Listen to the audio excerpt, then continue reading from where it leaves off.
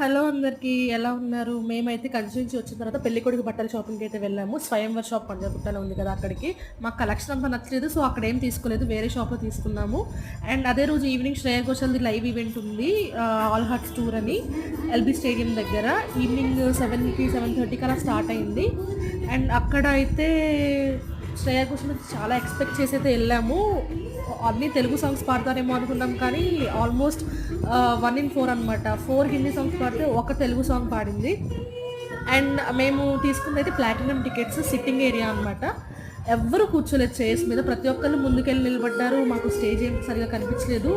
4000 పెట్టి per person ticket తీసుకొని అంత వర్త్ కాదేమో అనిపించింది. వెనకాల అందరూ మంచిగా కూర్చొని చూసారు స్టేజ్ కనిపించేలాగా. అదే బెటర్ అనిపించింది. 1000, 2000 టికెట్స్ తీసుకొని చూస్తే బాగుండేది అనిపించింది. అండ్ మాకైతే అంత నచ్చలేదు. వెంటనే వచ్చేసాము ఎక్కువసేపు ఉండకుండా.